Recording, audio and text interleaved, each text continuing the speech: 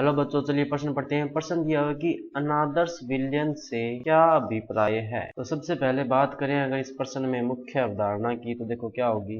मुख्य अवधारणा जो इस प्रश्न में होगी वो होगी अनादर्श विलयन।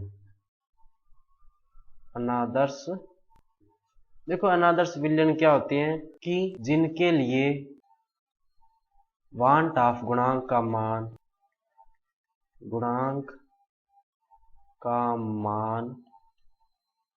एक नहीं होता। अनादर्श विलयन के लिए वांट ऑफ गुणांक का मान एक नहीं होता, यानी कि इनके लिए आयोटा बराबर एक का नहीं होता। या तो आयोटा का मान जो है वो या तो एक से बड़ा होगा या एक से छोटा होगा, बराबर नहीं होगा कभी भी।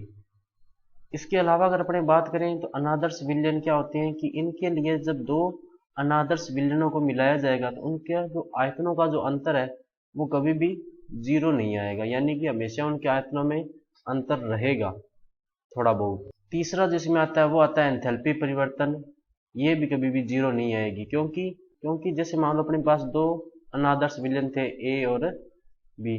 जब इन दोनों को मिश्रित किया जाएगा तो क्या बनेगा, ए और बी विलयन बनेगा। तो यहाँ पर जो ए के बीच में आकर्षण बल लग रहा था और यहाँ पर जो बी के बीच में आकर्षण बल लग रहा था वो बराबर नहीं होगा जो ए और बी के बीच में आकर्षण बल लग रहा है, जिसके कारण आयतन भी परिवर्तित हो जाएगा और एंथैल्पी का मान भी क्या हो जाएगा, परिवर्तित हो जाएगा। तो अनादर्श विलयन वही होते हैं जिनमें एक तो अपने डेल्टा बी जो मिश्रण के लिए होता है वो जीरो नहीं होता, और डेल्टा एच यानी जो एंथैल्पी परिवर्तन है वो भी जीरो नहीं होता, और वांट ऑफ गुणांक का मान एक नहीं होता। और अनादर्श विलयन वो होते हैं जहां दो कणों के मध्य अंतःक्रिया होती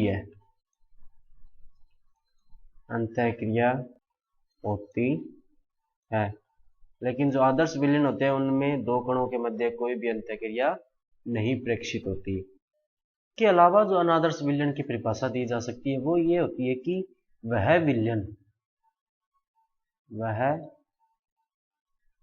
विलयन जो सभी सांद्रताओं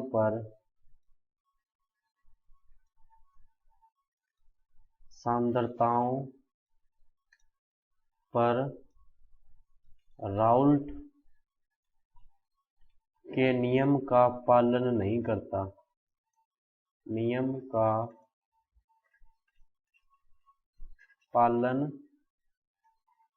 नहीं करता अनादर्श विलयन कहलाता है। अनादर्श विलयन कहलाता है। जैसे अगर अपने बात करें उदाहरण की तो जल प्लस अल्कोहल। तो बच्चों ये था आपका उत्तर। मैं आशा करता हूँ आपको समझ में आया होगा। धन्यवाद।